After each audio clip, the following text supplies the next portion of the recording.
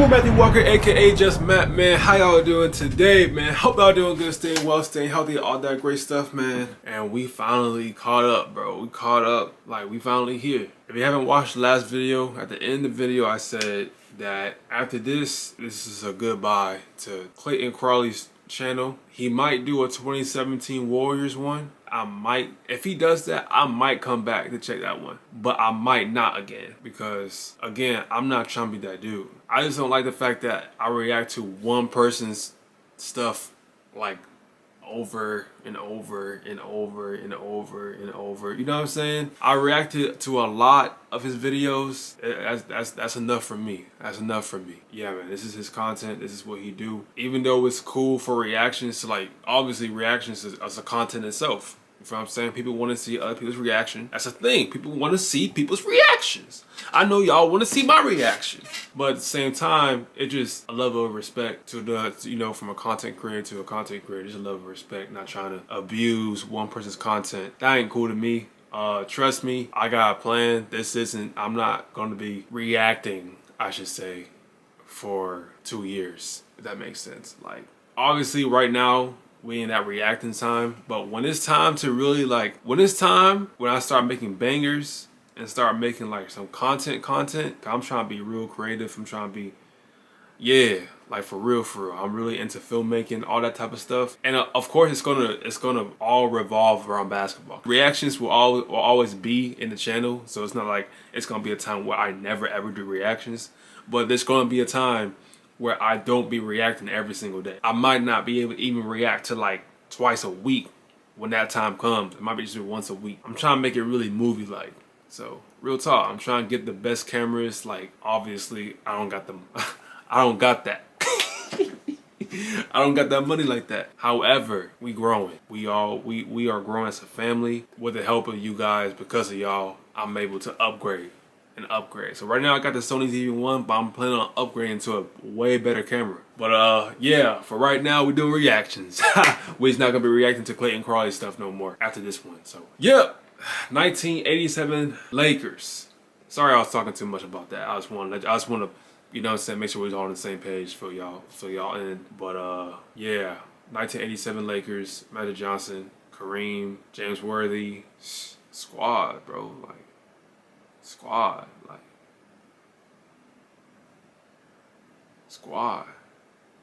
Without further ado, let's get into it, man. 3, 2, 1. Let's get it, man. 1987 Los Angeles Lakers, bro. Let's go. I know the Lakers right now, crazy. Showtime. The trades, there was crazy. No other name for it. It was a name given to the Lakers by owner Jerry Buss. It was a name that perfectly encapsulated nearly every aspect of the team. Showtime. Their home court was known simply as the Forum, as famous and iconic as any basketball court in the country. Packed. The Lakers played in the entertainment capital of the world, and you knew it the second you turned on your television. Admiring their play were the most recognizable faces on planet Earth. And the play itself was sublime. Fast breaks were finished with authority. Some of the fastest, most athletic players in the world streaked up and down the floor, bringing buzz and excitement, thanks in large part to their marquee player, the most dazzling passer the sport ever saw, the best point guard who's ever played, a man so mesmerizing and breathtaking that he is known simply as Magic. Magic Jones. These Showtime Lakers became an instantly identifiable brand. Exciting, flashy, and victorious. As ubiquitous to basketball offense as the bad boy Pistons are to defense. The Lakers went 65-17 in the regular season and faced little trouble in the playoffs, going 15-3. What I really want to look at is their offensive rating. That's a number that tries to be a synthesized reflection of a team's ability to put up points. That's tough. The 87 Lakers set the record for the highest offensive rating in NBA history and held on to that record for over 30 years. The team was spearheaded by the Hall of Fame trio of Magic Johnson, Kareem Abdul-Jabbar, and James Worthy, supported by Byron Scott and Michael Cooper at the guard positions, and big men AC Green, Michael Thompson, and Kurt Rambis. real. There's a lot of star Nah, they power all on that good, team. for real. Managing those egos took a lot of talent, skill, and I remember charisma. some of Kurt Rambis Exactly highlights the things that head coach Pat Riley based brought on like to the the table. plays Magic would make. His cool persona, slicked back hair, and far-reaching influence. More specifically gave with Kurt, Riley to you know what I'm be known saying? as the godfather With that hard of foul, he basketball. fell on his back. He won a championship as a player on the 1972 Lakers. Dang. Coached the Showtime teams to 4 rings. Won another as the coach of the 2006 Miami Heat. And Look, after mad giving up difference, coaching crazy. duties to become team president of the Heat, built 2 more championship squads in 2012 and 13. Respect. In total, only That's a Riley's career thumbs right would be there, cold man. were he Woo, to wear that's a every career championship right ring there. that he possesses. That is At career. the dawn of the 1986-87 season, Riley facilitated a symbolic transfer of power within the Lakers that was, as far as I'm concerned, unprecedented. Though the Lakers had Well, thrice Pat been Riley champions legend, huh? since drafting Magic Johnson in Yes, sir. 1979, the question of whose team it was between he and Kareem remained a subject of debate. In this offseason, following a flameout against the Houston Rockets in the That's 1986 kinda a wild playoffs, shot right there. I ain't gonna cap. Riley decided to make a change. Oh, it's probably last minute. He I wouldn't see, I trade see. one of his stars. No contracts were restructured. Word. No major alterations were made to the Lakers' game plan. Instead, he sought out the league's elder statesman, his 39-year-old center, the captain, and told him that it was time. There could be no more confusion or ambiguity. The Lakers were going to be Magic's team. They had to be Magic's team. And to the undying credit of the man who won his first Finals MVP in 1971, Kareem acquiesced. The leading scorer in NBA history handed over the car keys, knowing that Magic had the ability to drive these Lakers to immortality. Magic had a profound love and respect for Kareem, and when Riley told him to take the driver's seat, Magic's first question would be how the most decorated basketball player of all time would react. Word. Riley assured I him feel that he'd already spoken to Kareem, and that the big man had given Magic his blessing. That's what's up, though. The transition That's, went that's on trust. without Dang, a on your hitch. head. That's trust. Not a hiccup. Not one drop in efficiency. Not one errant glance exchanged between them. Add on top of it the fact that Magic and Kareem are about as different as two personalities can be, and that partnership is even more impressive. Their opposite personalities were apparent in their very first game together. Kareem hits a game-winning skyhook at the buzzer, something he'd been doing since the Nixon administration. Magic hugged him like his little And bro, you see bro. his Like he cool, knew him for composed life. disposition on full That's what's display, up, though. as if he'd been there 1,000 times But before. Kareem was like, nah, get off me, though. With a rookie Magic Johnson He was like, draped "Get off all me. over him. Hugging, me go." jumping, celebration and adulation radiating off of him like a Chernobyl of positivity. They were different, but history had decreed that they Kareem would was form a annoyed. partnership that would But be that's the what's up, backbone though, for of Magic. the greatest offense in NBA history. So much positivity right there, bro. They didn't average the most points per game of any team ever, but with the players that they had and the things that they could do, they are unparalleled. You know what else is unparalleled? What's that? NordVPN's ability to protect your data. I was really excited when NordVPN Okay, yeah, announced yeah, this yeah. partnership Get your, hey. because I hey. actually use NordVPN. Hey. A few months ago, I got tired of all Hey. the spam emails I That's got and what's regretted up, the man. fact that I never took my online security That's seriously. what's up. When I finally decided to start remedying that, the first thing I did was look for a VPN. Word. And Nord has proven to be as convenient and reliable as I possibly could have asked for. NordVPN is a virtual private Sleep. network. It creates an encrypted tunnel for your information to pass through, protecting things like your IP address, communications, and private We data getting from anyone who might sponsorships try to now. hack it. With it, you can browse the internet Respect. safely and connect to public Respect. Wi-Fi Well with peace deserved. of No mind. cap. You don't have to Work be a tech hard. wizard to make it work He either. is working hard. NordVPN is super easy to use and what can I'm do saying? more than just protect your What's data. up? By connecting to different What's VPN up? servers, I can't you wait can to- I get can't wait around to get geolock sponsorships, restrictions man. on shows and take Man, I full can't advantage wait, of man. streaming What? services like That's Netflix and a Hulu. vibe, for To real. get started with NordVPN, go to my link in the description or in the comments, nordvpn.com/Clayton, and get 73% off the 2-year plan, plus 4 additional months free. Y'all got it? Y'all Adds got up it? to It's just right there. $3.18 Right there. Just- a month. There you NordVPN go. also offers a 30-day I got you, money-back Clay. You know what I'm saying? guarantee, I so got if you. you're not completely satisfied within your first month, you get your money right back. Word. Huge thank you to NordVPN for a great service and for their support. The greatest offense in NBA history starts with Earvin Magic Johnson. He is only the best point guard in the history of the game, after all.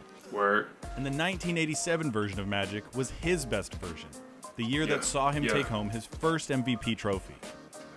The most notable manifestation of Magic's new role was in his scoring. Magic had always been able to put the ball in the hole, but he took this aspect of his game to a new height in '87. He'd spent the entire offseason honing his abilities with his back to the basket, getting advice and training from his NBA peers, including Kareem. Magic picked Kareem's brain on the specifics and mechanics of Kareem's signature hook shot, on what exactly it was that made the shot so deadly, and in what situations it was most useful. Combine these. Imagine Giannis had that. Oh my gosh. Imagine Giannis over here skyhooking people. Average of 18 points a game over his previous 7 seasons to 24 a night. Good for 10th in the entire NBA in point per game scoring. He could slice into the lane, finish with ease, back down opponents in the paint, and pick his spots with his jump shot. And as good as Magic was at getting his points in the normal flow of the game, he was now coming through in the clutch, taking and making the big, high-pressure shots all season long. This propensity to score meant that defenses now had to key in on Magic more than ever. Perfect. Now all he had to do was rely on his abilities as the best passer in the history of basketball to set up his teammates and put them in position to succeed night in and night out. He found open teammates and got the ball to them in ways that baffled the imagination. It didn't matter if you thought he couldn't see you. He knew you were there, and he would get the ball to you in a way that only he could. And I've yet to mention the fact that Magic Johnson played the position of point guard at an imposing height of 6'9". Crazy. He could peer over defenses, presented matchup problems the second he took his warm-ups off, and excelled at grabbing boards and initiating breaks all by himself. Where most point guards, past and present, rarely stand taller than 6'4", Magic moved with the same speed and grace as Pete Maravich in a body the size of Bill Russell. It's crazy. With Magic at the helm, the Lakers' full-court offense became unstoppable. Worthy. Bro, Magic was like one of the best. When it comes to no-look, not to like talk over this dude, not to talk over Clayton, but when it comes to no-look passes, bro, he is, bro. He stole the breath of every spectator who wondered what marvel LA would treat them to. I'm talking. A tactic pioneered by Cousy and Russell. Wait a minute and then pass it. That's tough. Add on top of it the fact that Magic is one of the most decorated, celebrated, and respected leaders in the history of sports. And the player we're talking about isn't just one of the most important figures in basketball history. He is the baddest man on the planet. And in the half court, the Lakers personnel was a true embarrassment of riches, anchored still by Kareem Abdul-Jabbar. In the regular season, Kareem averaged 17.5 points a game and a shade under 7 rebounds, signs that he had indeed entered a new stage of his career. That's he tough was still laughing though. in the face of age, despite 39? turning 40 that April, right before the playoffs began. Doing thanks to that? a regimented diet 40? and a training program that incuded martial arts and yoga. Bro, you know how many 40-year-olds in the NBA? Was the second There's 40-year-olds trying to leading scorer, just remain on a team, bro. Most accurate shot taker in the league. Trying to survive. The skyhook. The surest 2 points in basketball history.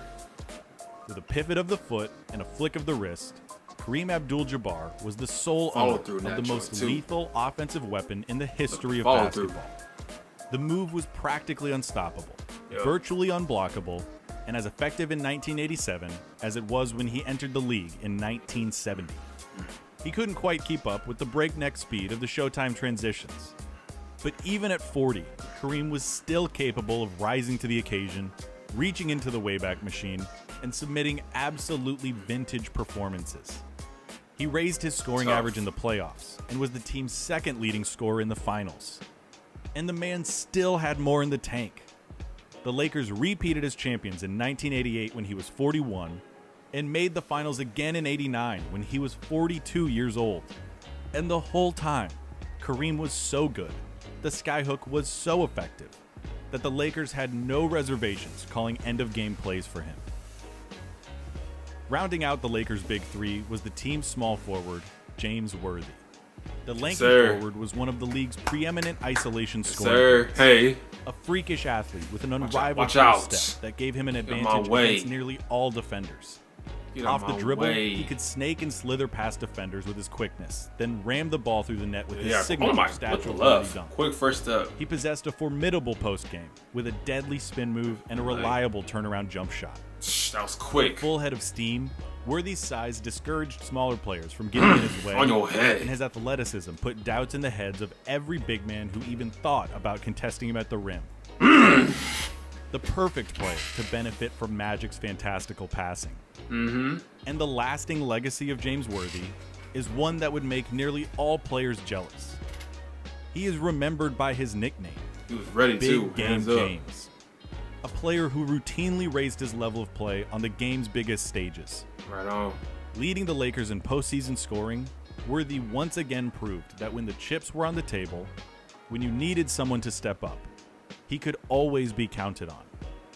His achievements sometimes get overlooked because of the star power that he played alongside and because of his willingness to play into the team system rather than gunning for his own stats. Yeah. But it is because of this unselfishness and uncompromising desire to win that make James Worthy a Hall of Famer and a bona fide champion. Facts. Let's respect that he's Greatest point guard to ever play, for the team. the all-time leading scorer in NBA history, and one of the most underrated and unheralded superstars of the modern era. Not a bad core, right? But let's address some needs. How about some shooting? For that, we turn to Byron Scott and Michael Cooper, two of the NBA's elite marksmen. Both finished the regular season in the top 10 in three-point percentage and in the top 11 in three-pointers made. Scott was a flamethrower of a scorer, able to light it up from all over the floor, averaging 17 points a game and finishing just decimal points away from 50, 40, 90 shooting splits. Sheesh. And even though Cooper came off the bench, he was a capable distributor, averaged double-digit points, and finished the season with the second most three-pointers made, trailing only Larry Bird. Crazy. In the playoffs, Cooper zeroed in his three-point shot, shooting an astonishing 48% from behind the arc and setting a record with 6 made threes in Game 2 of the Finals. And of course, Cooper and Scott were both tremendous athletes, capable of leading breaks with efficiency and finishing them with flair. Yeah. This is Showtime, after all. Toss in quality big men in AC Green, Michael Thompson, and Kurt Rambis, and this Lakers offense had everything. Green was an excellent floor runner, versatile defender, and led the team in rebounds. Rambis provided toughness off the bench, and Michael Thompson did for the '87 Lakers what Bill Walton did for the '86 Celtics. Acquired via trade in February, he came off the bench, provided world-class defense, and most importantly, gave Kareem time to rest going into the playoffs. This team had horses that could get out and run the break better than any team ever has. They had the power, they had size, they had passing, they had finesse, they had shooting, and they had a competitive, fighting spirit that spurred them to greatness. It wasn't just that the Lakers were fueled by a few stars. This wasn't a team that relied on dueling guitar solos. The strength of this team came from everywhere and everyone. It was an orchestral offense, and Magic Johnson was the conductor. But there's a yin and yang to this kind of stuff. So if the Lakers are so good at offense, they can't have been that good at defense, right? I'm afraid they were. Because not only was Michael Cooper one of the best shooters in the world, he was also one of the best stoppers in the NBA. Over his career, Coop was selected to 8 all-defensive teams, with 5 of them as a first-team selection. That's tough. 1987 was his zenith as a defender, as he took home Defensive Player of the Year honors. That's what's up. That's right. The '87 Lakers had the greatest offense of all time and the best defender in the NBA. That's what's up. Coop was a prototypical swingman, capable of guarding quick, shifty point guards and bruising, stocky forwards. With a slender 6'5" frame, the team's sixth man was obsessive with his preparation and film study, going so far as to watch tape of Larry Bird while he sat in bed next to his wife. A commitment to his skill set that makes it no surprise that Larry Bird called Cooper the best defender he ever faced. That's what's up. Worthy wouldn't be confused with Scottie Pippen, but he was a master at using his length and athleticism to bother other forwards, raising his level against headline matchups and relishing the opportunity to go against the Birds and the Dominique Wilkins. And as I mentioned before, AC Green and Michael Thompson were excellent interior defenders, unafraid to take or deal punishment inside. The best offense of all Great help. time, with a tremendous defense to boot. Now we're talking about something historic. And after rolling their way through the Western Conference on the way to the finals, the Lakers found themselves in the midst of something historic. It should go without saying for those familiar with the league, but it bears repeating. The National Basketball Association has been defined by the rivalry between the Lakers and the Boston Celtics. Yep. They faced each other in the finals on 12 separate occasions, going back to the days when the Lakers played in Minneapolis. And this rivalry was never more intense than in the 1980s, where the individual rivalry between Larry Bird and Magic Johnson helped define the golden age of basketball. Hey.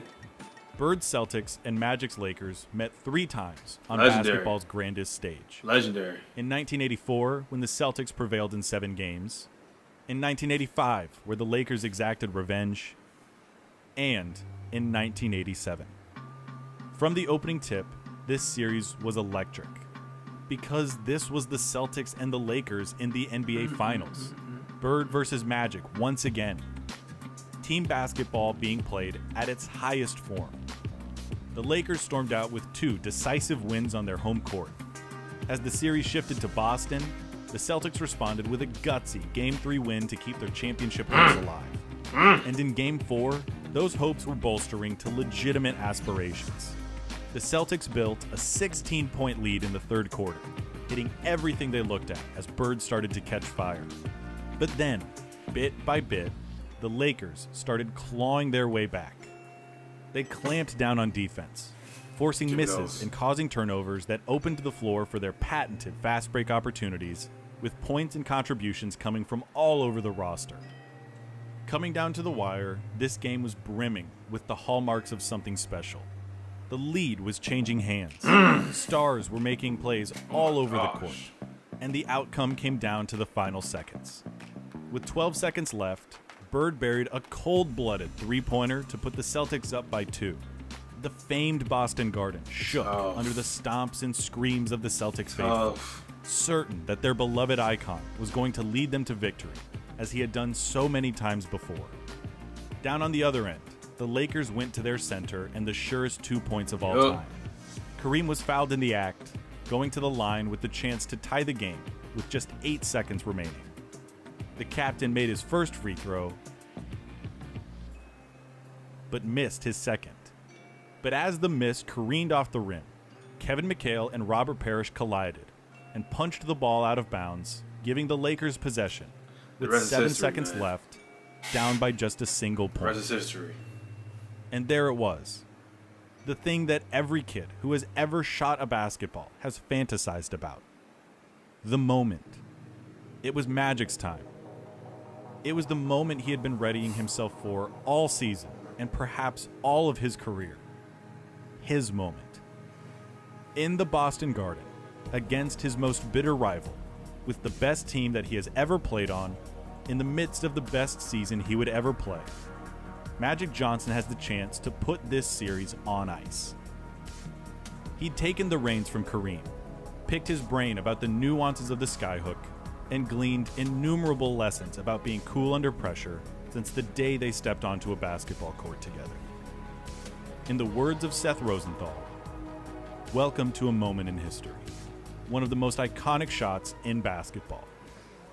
The junior skyhook. To the left goes Magic. He's got it.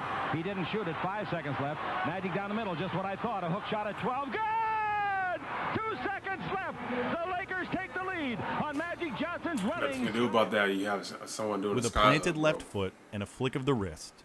Magic Johnson capped off one of the great games and comebacks in finals history. The Lakers would close out the series in 6, thanks in no small part to Kareem's performance, scoring 32 points, bringing down 6 boards, and blocking 4 shots to seal the deal. 40. All at age 40. There is an adage in sports that defense wins championships. That's facts. It's something that's applied unilaterally. That's facts. But for the most part, it is not the case in basketball. A word. Since Bird and Magic entered the league and revolutionized the game, offense has almost always been more valuable. You need both. And the Lakers had both. I'll say you need both. But they excelled at the most important aspect of the sport, more than any But I championship personally feel team like defense ever do help a has. lot more. They were Because the now a lot of fastest teams car play in better defense. You feel what I'm one of the saying? most A lot of teams can play impressive good and balanced offense. collections of talent in the game, That's my take. anchored by the most accomplished basketball player ever, and led by the best player at his position in the history of the sport.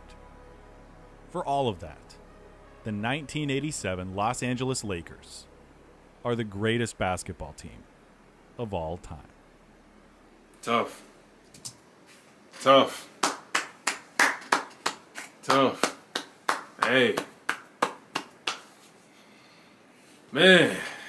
I feel like out of all the teams I've reacted to as far as the Making the Case series, I think the Lakers is probably the most funnest team. If there was a tournament set up, it was the 1987 Lakers, 1986 Celtics, 1996 Bulls, 1989 Pistons, 1971 Bucks, who would win that? I think I'll go to 96 Bulls. And then second, if not the Bulls, then the 86 Celtics. It's tough. That's tough though. That's tough though. Cause you gotta think about the Pistons, man. They're not gonna let you just walk through that joint, bro. They're not gonna let you do that. So the Pistons, I wouldn't be surprised if Pistons won it. Like I'm like, these are great teams, bro. Any of them can win. So it's just so hard to say which is really better than the other. But I would just say, for me personally, just my opinion, and it's okay. Y'all can have your own opinion too. That's no fault at all. It's okay. I'll probably still go with the 96 Bulls though. Just because, man, I'd rather not go against the Bulls than any other teams. That's why I'm picking the Bulls. I'd rather not go against that team at all. But yeah, man, that's going to do it for this video. Hope y'all enjoyed. Again, shout out Clayton Crawley for making this vid, man. Making this series. You know, well edited, well enjoyed. Mess with it. Original video link will be in the description. Make sure y'all stay well, stay blessed. Like us very much, man. Peace. I'm out. Woo!